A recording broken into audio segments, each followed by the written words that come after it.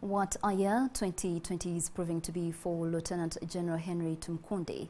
The former security minister announced his bid for the top job in the country at the tail end of February. Hardly a month later, he was incarcerated on charges of treason and unlawful possession of firearms as well as ammunition. Last month, Tumukunde was granted a 50 million non-cash bail by the High Court. Now, Raymond Mujuni caught up with the 60-year-old tonight and brings you the first installment of the wide-ranging interview. How have you been at a personal level? Upon reaching prison, the coronavirus or the COVID-19 was the big story. And my most important checking was to see if we can survive in prison without getting coronavirus. And I must say that's what was preoccupying us. The conditions didn't seem to bother us because it became a life and death matter. So whilst you were in prison, the COVID-19 pandemic hit Uganda, and it hit us really hard. And the nation started what you'd call a response to COVID-19. And as someone who's seeking the highest office in the land, but as someone who's also been in government, what do you think of our response to COVID-19? It is strange to everybody, ranging from the professional to the social handlers to the political handlers. Nothing is being compared exactly. Even influenza does not fall exactly in the format of corona. So not sufficient facts are known about COVID-19. Point number 2 is that it is largely foreign. When you talk to Ugandans, it's not been amongst us. It either came through the airport or it came through the border. What that does, it gives an impression to Ugandans that this is not their species, it's not their menu.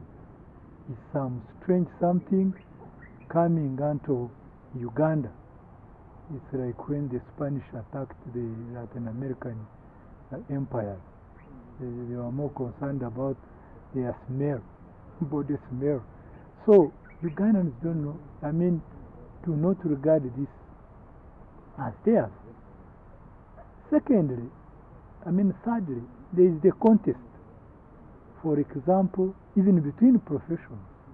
I'm sure you must have seen professionals on TV, high-end epidemiologists saying that masks don't have a purpose, and others who are saying no. Stop you from over-touching your body, masks are useful. Now that's different from the first reason why masks were encouraged. The other point I want to make is political handling by those who hold authority around us and in the rest of the world. You know what is happening in Brazil. You know what is happening in America. They used the far. Some say this is an ordinary flu.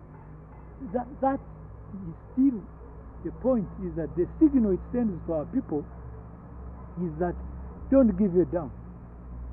Don't mind about it. That's why, for example, I will be referring to this picture. That's why you have this. This is Chikubo on its opening. You can only see that one person has a mask, because otherwise they would say, we printed it from the other day. Not really. One person has a mask, another one has it in the neck, and then this lady is only covering the nose. So how this matter has been handled, especially from advanced countries, does not help our people to really understand the magnitude of the matter. If you could speak to the Ugandan response, 60 days of hard lockdown. Yes, hard lockdown. People are in their homes. They're not able to move or go anywhere. It sends the impression to Ugandans that this is something serious. They've never had to endure a lockdown and a curfew for this long. So you need to tell a line between what Ugandans call political restricting and what they call justified restricting. You see, what matters, like in the army, Raymond, when we send somebody on the front line, we have trained you in such a way that we know what to expect of you. Now, in this particular case, especially as we are opening up, the bigger point is, does the Ugandan know his full responsibility? Yes, because even if you are a section commander in the army, your role is as important as the division commander. If you don't move troops, you kill formation.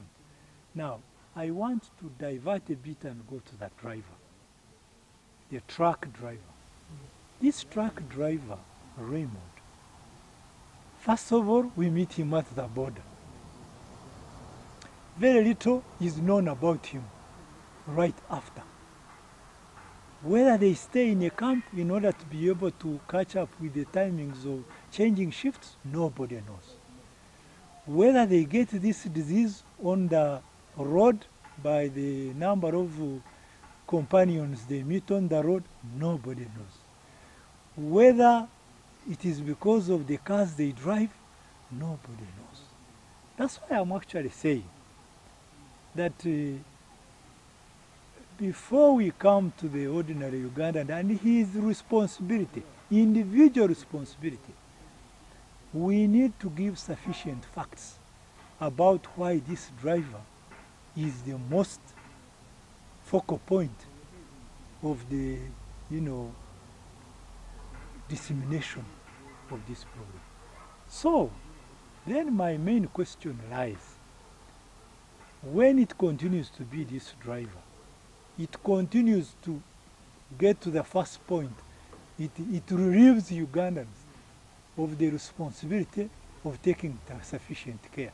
You know how much me and you have been struggling with masks put on, one put, it relieves them that responsibility. So I would ask, because I don't hold office, I can only influence office or send my views to the offices that do matter today, that we need to know exactly why this driver, what is special with him. Now, about the handling and the lockdown, this is the point I want to make. Certainly, the lockdown must have stopped easy dissemination. However, even there are some issues. Would you have locked down? Would you have slowed down? There are many now philosophies about the subject. For example, after 14 days, maybe we should have slowed down.